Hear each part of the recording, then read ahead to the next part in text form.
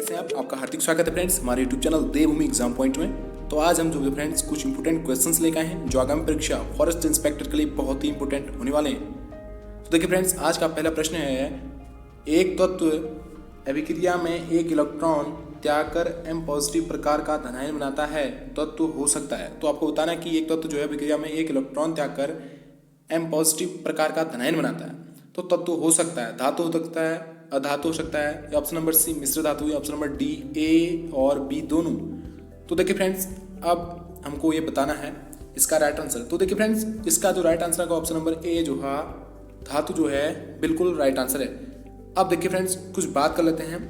तो वे तत्व फ्रेंड्स जो अभिक्रिया में इलेक्ट्रॉन त्याग कर धनायन बनाते हैं तो धातु कहलाते हैं, और वे तत्व जो अभिक्रिया में इलेक्ट्रॉन ग्रहण कर ऋणायन बनाते हैं अधातु कहलाते हैं। तो दो या दो से अधिक धातुओं को गलित अवस्था में मिश्रित करने पर निर्मित सामान्य मिश्रण को फ्रेंड्स मिश्र धातु कहते हैं। ऐसा जो तो तीनों हमने बता दिया, धातु क्या होता है, अधातु क्या होता है और मिश्र धातु क्या होता है, हमने तीनों को डिटेल से समझ लिया। तो देखिए फ्रेंड्स, अब इसका जो राइट आंसर ऑप्शन नंबर जो है धातु जो है राइट आंसर है। बढ़ते फ्रेंड्स नेक्स्ट क्वेश्चन की ओर। मुद्रा धातु है। अब आपको बताना है कि मुद्रा धातु है, option number A, option number B, option number C, option number D. तो मुद्रा धातु क्या कौन है इसमें से? तो देखिए फ्रेंड्स, इसका जो right answer option number C जो है कॉपर बिल्कुल राइट है। तो देखिए फ्रेंड्स, क्या होता है वर्ग 11 बी में जो कि धातुएं हैं कॉपर, सिल्वर और गोल्ड मुद्रा धातुएं कहलाती हैं, क्योंकि इनका उपयोग फ्रेंड्स मुद्रा एवं आभूषणों के निर्माण में किया जाता है। तो ये तीनों जो है मुद्रा धातुएं कहलाती हैं, कॉपर, सिल्वर और गोल्ड, क्योंकि इनका यूज जो होता है फ्रेंड्स आभूषणों के निर्माण में किया जाता है। तो ऑप्शन नंबर सी डी हमारा बिल्कुल राइट आंसर है, कॉपर। तो बढ़ते फ्रेंड्स नेक्स्ट क्वेश्चन की ओर। अब यहाँ पर प्रश्न आ गया, द्रव्यमान एवं भार में संबंध है। आपको बताना है कि द्रव्यमान एवं भार में संबंध है, option number A, option number B, option number C, option number D. तो चार ऑप्शन रखे हैं, हमने से एक राइट आंसर है, तो आपको बताना है।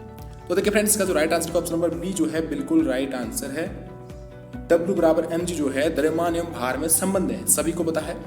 तो फ्रेंड्स क्या होता है कि यदि वस्तु का द्रव्यमान m, यदि द्रव्यमान m और भार जो हो W हो, तो W बराबर क्या होगा फ्रेंड्स, W बराबर क्या होगा, W बराबर mg, जहां जो फ्रेंड्स g जो है गुरुत्व जनित त्वरण है। ऐसा सोचो, तो g क्या है, गुरुत्व जनित त्वरण।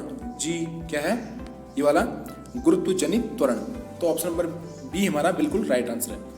बढ़ते फ्रेंड्स नेक्स्ट क्वेश्चन की ओर। अब नेक्स्ट क्वेश्चन आ गया पर, हाइड्रोजन परमाणु की नाभिक में प्रोटॉनों की संख्या है। तो हाइड्रोजन परमाणु की नाभिक में प्रोटॉनों की संख्या कितनी है, 1 है, 2 है, 3 है या 0 है? तो देखिए फ्रेंड्स, हाइड्रोजन परमाणु के नाभिक में प्रोटॉनों की संख्या कितनी होती है, वो होती है फ्रेंड्स 1। ऑप्शन नंबर ए बिल्कुल राइट आंसर है, सभी को होता है। तो हाइड्रोजन परमाणु का जो परमाणु क्रमांक होता है फ्रेंड्स 1 होता है, और किसी परमाणु के नाभिक में प्रोटॉनों की संख्या जो है परमाणु क्रमांक के बराबर होती है। अथवा अब हम बात करें तो हाइड्रोजन परमाणु के नाभिक में प्रोटॉनों की संख्या जो फ्रेंड्स 1 होगी। तो ऑप्शन नंबर ए हमारा बिल्कुल राइट आंसर हो जाएगा। अब देखिए फ्रेंड्स, एक क्वेश्चन आ गया हम पर, यदि कॉपर को वायु में खुला रखते हैं तो इसकी भूरी चमकीली सतह धीरे धीरे अपनी चमक खो देती है तथा इस पर जो है एक हरी रंग की परत जमा हो जाती है, यह निम्न के बनने के कारण होता है। तो अब वो कह रहा है कि अगर हम यदि कॉपर को वायु में खुला रखते हैं तो इसकी जो भूरी चमकीली है सतह उसकी धीरे धीरे क्या होती है, अपनी चमक खो देती है और इस पर एक हरी रंग की परत जमा हो जाती है। तो यह जो है किसके बनने के कारण होता है वो आपको बताना है। तो देखिए friends, option number A, option number B, option number C, option number D, चार ऑप्शन दे रखे हैं। तो देखिए फ्रेंड्स, इसका जो राइट आंसर होगा वो होगा फ्रेंड्स ऑप्शन नंबर बी जो है ये कॉपर कार्बोनेट। कॉपर को वायु में खुला छोड़ने पर जो फ्रेंड्स यह जो है CO2 और H2 के साथ क्रिया करके जो जिसके कारण यह फ्रेंड्स इस पर बेसिक कॉपर कार्बोनेट की हरे रंग की परत जमा हो जाती है। तो क्या करता है फ्रेंड्स, अगर कॉपर को वायु में खुला छोड़ने पर यह जो है फ्रेंड्स CO2 और H2O के साथ जो फ्रेंड्स H2O के साथ क्या करके H2O के साथ क्रिया करता है, जिसके कारण यह इस पर जो फ्रेंड्स बेसिक कॉपर कार्बोनेट की हरी रंग की जो फ्रेंड्स परत जमा हो जाती है। अब इसे हम जो फ्रेंड्स रिएक्शन से समझ सकते हैं, जैसे Cu है प्लस CO2 फ्रेंड्स, देखिए आप प्लस O2 प्लस H2। आप देखिए फ्रेंड्स, अगर देखें तो क्या बन जाता है, कॉपर कार्बोनेट प्लस CuOH का होल 2 तो फ्रेंड्स ये बनता है। आए समझ में? तो ऑप्शन नंबर हमारा जो है बी जो है बिल्कुल राइट आंसर है। क्या है? Copper carbonate. बढ़ते फ्रेंड्स नेक्स्ट क्वेश्चन की ओर। अब देखिए यहाँ पर प्रश्न आ गया, निम्न विक्रिया में अपचायक पहचान कर लिखिए। तो निम्न विक्रिया में से हमको अपचायक पहचान कर लिखना है। तो देखिए फ्रेंड्स अब इसका राइट आंसर क्या होगा? तो ऑप्शन नंबर बी जो फ्रेंड बिल्कुल राइट आंसर है। आप क्वेश्चन देखकर समझ सकते हैं। अब क्या है फ्रेंड्स, तो दी गई अभिक्रिया है, इसमें जो है CO अपचायक है। क्या है? CO अपचायक है। यह फ्रेंड्स जो है Fe2O3 से जो है ऑक्सीजन को अलग करके जो है उसे Fe में अपचयित कर देता है। Fe2O3 से फ्रेंड जो है इसे जो है अपचयित करके जो है Fe को जो है फ्रेंड्स अलग कर देता है। तो इसमें से जो क्या है अपचायक कौन है? वो है CO। ऑप्शन नंबर बी हमारा बिल्कुल राइट आंसर हो जाएगा फ्रेंड्स। बढ़ते नेक्स्ट क्वेश्चन की ओर।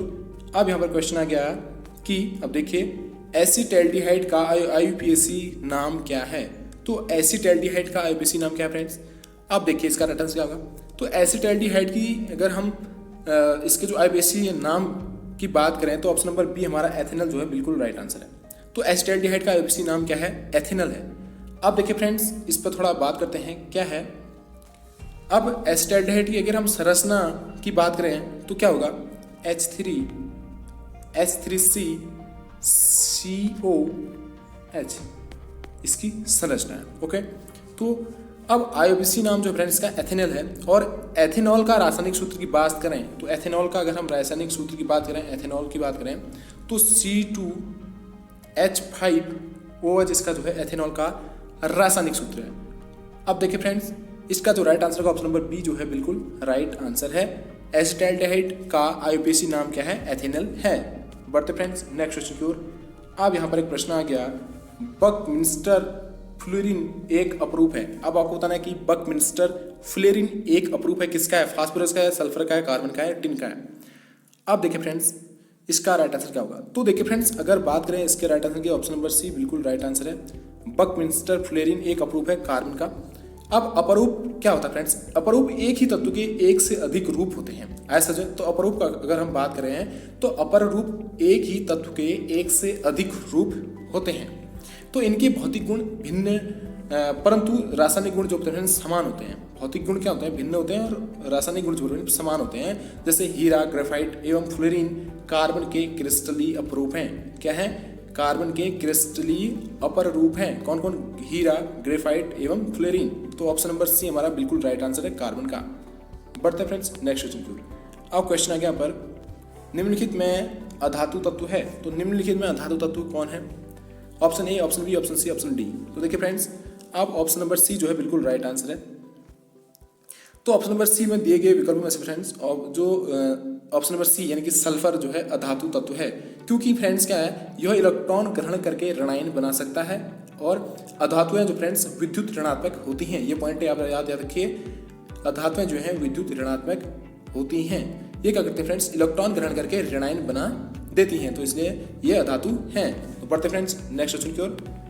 आप देखिए यहाँ पर आ गया AlPO4 में Al की संयोजकता है। तो आपको बताना है कि AlPO4 में Al की संयोजकता है। अब यहाँ पर प्रश्न का आंसर आपको बताना है। तो देखिए फ्रेंड्स ऑप्शन नंबर सी की बात करें तो ऑप्शन नंबर सी हमारा बिल्कुल राइट आंसर है। अब देखिए अब हम जानते हैं कि फ्रेंड्स क्या होगा कि फॉस्फेट मूलक की संयोजकता फ्रेंड्स कितनी होती है? 3 होती है। ऐसा सोचें फॉस्फेट मूलक की संयोजकता जो है फ्रेंड्स 3 होती है। और इस आधार पर अगर बात करें AlPO4 की जो AlPO4 है इसमें जो है Al की अगर संयोजकता की बात करें तो +3 होगी। कितनी होगी? +3। तो देखिए फ्रेंड्स हमारा जो राइट आंसर का ऑप्शन नंबर सी बिल्कुल राइट आंसर है। अब यहाँ पर क्वेश्चन आ गया सल्फर डाइऑक्साइड का जलीय विलयन होता है। तो सल्फर डाइऑक्साइड का जलीय विलयन होता है, अम्लीय होता है, क्षारीय होता है, उदासीन होता है, उपधर्मी होता है। अब देखिए फ्रेंड्स इसका राइट आंसर क्या होगा? तो देखिए फ्रेंड्स सल्फर डाइऑक्साइड यानी कि SO2 का जो जलीय विलयन होता है अम्लीय होता है। क्या होता है? अम्लीय होता है और अम्लीय होता है। और इसका pH मान, अगर pH मान की बात करें फ्रेंड्स, pH मान जो होता है इसका कितना होता है? वो होता है फ्रेंड्स 7 से कम, क्योंकि अम्लीय जो होते हैं वो 7 से क्या होते हैं? कम होते हैं, 7 से कम होता है। ऐसा जो pH मान जो होता है 7 से कम। अब बढ़ते फ्रेंड्स नेक्स्ट क्वेश्चन की ओर। सार्वजनिक आपूर्ति हेतु पानी का pH मान किस श्रेणी में होता है? तो सार्वजनिक आपूर्ति हेतु पानी का pH मान किस श्रेणी में होता है ये आपको बताना है। तो देखिए फ्रेंड्स, अगर बात करें तो सार्वजनिक आपूर्ति हेतु पानी का जो पीएच मान होता है 6.5 से 8.5 के बीच होता है। अब 6.5 ये है और 8 के बीच ये है, तो 6.5 से 8.5 के बीच होता है। और जल का अगर सामान्य पीएच मान की बात करें फ्रेंड्स, वो होता है 5.5 से 9.5, 5.5 से 9.5 होता है अगर सामान्य पीएच की बात करें जल की। तो देखिए फ्रेंड्स, क्या होता है 5.5 से 9.5 होता है सामान्य पीएच जल का। और कुछ तत्व यदि जल में एक निश्चित मात्रा में उपस्थित होते हैं तो ये फ्रेंड्स होते हैं हानिकारक नहीं होते हैं, परंतु जब जल का पीएच मान 5.5 से कम हो जाता है, यानी कि 5.5 से कम हो जाता है, तो धातु आयनों की इसमें विलेयता बढ़ने के कारण जो फ्रेंड्स जल में इनकी सांद्रता बढ़ जाती है और इनके अनेक दुष्प्रभाव प्रकट हो जाते हैं। शुद्ध जल का अगर पीएच की मान करें, पीएच की बात करें, शुद्ध जल का पीएच मान कितना होता है, तो होता है 7 होता है। शुद्ध जल का पीएच मान अगर होता बात करें फ्रेंड्स, इस कितना होता है 7, ऐसा जो तो शुद्ध जल का पीएच मान 7 होता है। तो ऑप्शन नंबर बी हमारा बिल्कुल राइट आंसर है। कितना 6.5 से 8.5 जो है इसका पीएच मान होता है, सार्वजनिक आपूर्ति हेतु पानी का पीएच मान। बढ़ते हैं नेक्स्ट क्वेश्चन की ओर। ब्यूटेनॉन में क्रियात्मक समूह है, तो ब्यूटेनॉन में, अब देखिए फ्रेंड्स ब्यूटेनॉन में क्रियात्मक समूह है, आपको ये इसका राइट आंसर बताना है। आप देखिए friends option number A, option number B, option number C, option number D. तो ब्यूटेनॉन में क्रियात्मक समूह क्या है आपको ये बताना है। तो ऑप्शन नंबर बी जो हमारा सी हो जो बिल्कुल राइट आंसर है। आपकी ब्यूटेनॉन की अगर संरचना की बात करें फ्रेंड्स, ये होती है H3C CH2, okay, C double bond O, C double bond O, फिर है CH3, ये इसकी संरचना होती है किसकी, ब्यूटेनॉन की। तो ये इस प्रकार के होता है। और ब्यूटेनॉन में जो होता है कीटोन जो है क्रियात्मक समूह उपस्थित होता है। कीटोन जो है क्रियात्मक समूह, यानी कि कीटोन ग्रुप है ये जो फ्रेंड्स क्रियात्मक समूह कीटोन जो होता है इसमें प्रेजेंट होता है ब्यूटेनॉन में। तो संरचना फ्रेंड्स आप देख लीजिए, यह संरचना होती है इसकी किसकी, ब्यूटेनॉन में। बढ़ते फ्रेंड्स नेक्स्ट क्वेश्चन की। निम्न में से संभारिक युग्म है, तो संभारिक युग्म है आपको बताना है। ऑप्शन नंबर बी या option number A, option number C, option number D, 4 option रखे हैं, आपको इसका राइट आंसर बताना है। तो निम्न में से संभारिक युग्म है। अब देखिए फ्रेंड्स इसके राइट आंसर की ऑप्शन नंबर बी हमारा बिल्कुल राइट आंसर है। ये जो है बिल्कुल राइट आंसर है। K40 C14 ऐसा जो।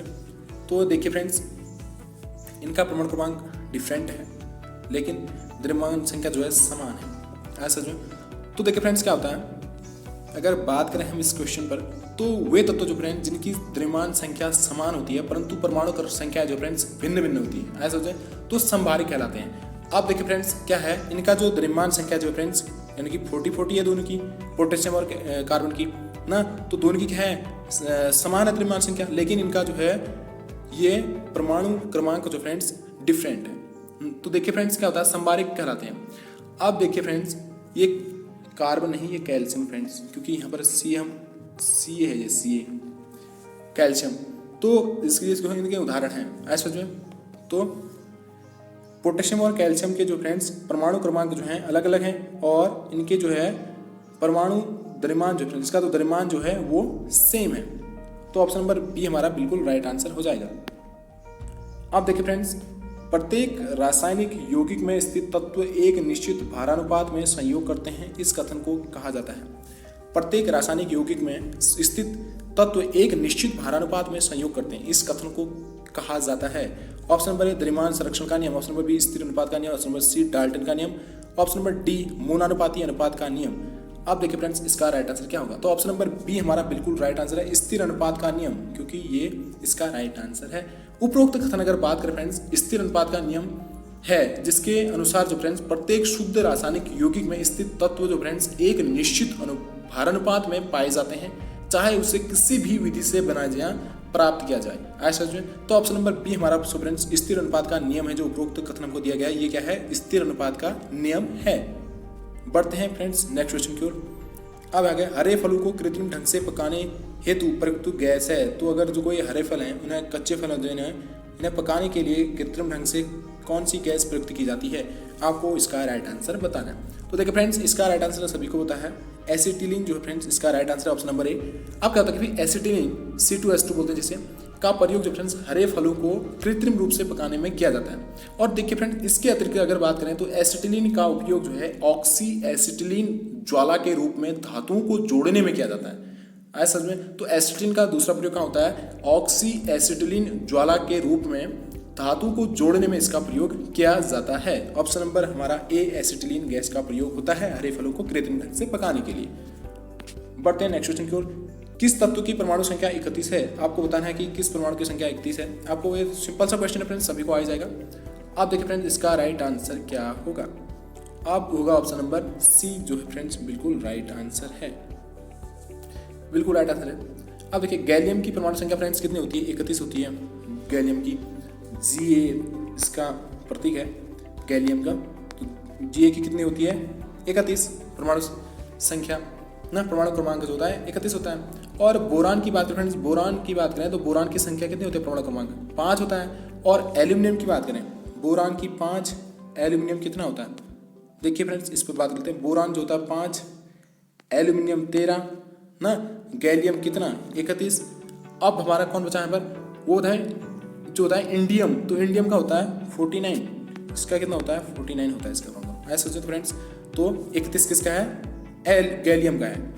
बढ़ते हैं नेक्स्ट क्वेश्चन की ओर। सिलिकॉन है, अब सिलिकॉन क्या है आपको बताना है। तो सिलिकॉन क्या फ्रेंड्स एक उपधातु है, सिलिकॉन क्या है एक उपधातु है, सभी को पता है। आप देखिए फ्रेंड्स सिलिकॉन क्या है, एक उपधातु है। और उपधातु में जो फ्रेंड्स धातु तथा धातु दोनों के गुण जो होते हैं विद्यमान होते हैं, ये सभी को होता है। और उपधातु का समूह जो सबसे छोटा समूह है, उपधातुओं का समूह जो है फ्रेंड्स सबसे छोटा समूह है। और सिलिकॉन का परमाणु क्रमांक की बात करें फ्रेंड्स, इसका होता है परमाणु क्रमांक 14 होता है। सिलिकॉन का परमाणु क्रमांक कितना होता है, 14 होता है। और द्रव्यमान संख्या कितना होती है, द्रव्यमान संख्या होती है 28, द्रव्यमान संख्या कितनी होती है 28 होती है। और यह आवर्त सारणी के कितने जो है आवर्त सारणी के समूह 14 या IV ए आवर्त 3 तथा पी ब्लॉक का तत्व है। कौन से ब्लॉक का तत्व है, अगर सिलिकॉन की बात करें, ये कौन से ब्लॉक का तत्व है, पी ब्लॉक, पी ब्लॉक का तत्व है कौन, सिलिकॉन। ये पॉइंट आप याद रखेंगे। और यह प्रकृति में जो फ्रेंड्स सिलिका या सिलिकेट के रूप में ये फ्रेंड्स पाया जाता है। अब बात करें धातु की, मैंने अभी आपको बता रखा है। तो धातु को होते हैं फ्रेंड्स जो इलेक्ट्रॉन त्याग कर धनायन बनाने की प्रवृत्ति रखते हैं। आए समझ में, तो ऑप्शन नंबर हमारा जो है बी बिल्कुल राइट आंसर है, धातु, उपधातु। सिलिकॉन क्या है, उपधातु है। ऑप्शन नंबर ए हमारा बिल्कुल राइट आंसर है, उपधातु। बढ़ते हैं, इलेक्ट्रॉन की खोज का श्रेय किसे जाता है। अब देखिए इलेक्ट्रॉन की खोज का श्रेय किसे जाता है, आपको ये इसका राइट आंसर बताना है। तो इलेक्ट्रॉन की खोज जे थॉमसन ने की। तो देखिए friends J Thomson, option number B हमारा बिल्कुल राइट आंसर है। तो इसकी खोज किसने की, जे थॉमसन ने की थी। और इलेक्ट्रॉन परमाणु का सबसे हल्का कण है, ऐसा में इलेक्ट्रॉन परमाणु का सबसे हल्का कण है। और इसका द्रव्यमान फ्रेंड्स कितना होता है 9.1 इंटू -28 ग्राम होता है। और देखिए फ्रेंड्स अब यहाँ पर हम बात लेते हैं, तो इलेक्ट्रॉन की खोज तो किसने की, जे थॉमसन ने ना। तो ई गोल्डस्टेन ने क्या किया था, प्रोटॉन की खोज की थी। और जेम्स चैडविक ने फ्रेंड्स न्यूट्रॉन की खोज की, न्यूट्रॉन की खोज जेम्स चैडविक। और रदरफोर्ड ने परमाणु के केंद्र में नाभिक की खोज की। ये पॉइंट में आपको याद रखना है, किसकी खोज की थी, रदरफोर्ड ने परमाणु के केंद्र में नाभिक की खोज की थी, रदरफोर्ड ने। इसने न्यूट्रॉन की खोज की थी, इसने प्रोटॉन की, और इसने इलेक्ट्रॉन की खोज की थी। अब बढ़ते फ्रेंड्स नेक्स्ट क्वेश्चन की ओर। प्रश्न आ गया, वायु का लगभग कितना भाग ऑक्सीजन है। तो वायु का लगभग कितना भाग ऑक्सीजन है, आपको ये बताना है। आप देखिए फ्रेंड्स इसका राइट आंसर ऑप्शन नंबर 1:5। ऐसे तो वायुमंडल में ऑक्सीजन की मात्रा जो फ्रेंड्स कितनी है 20.93%।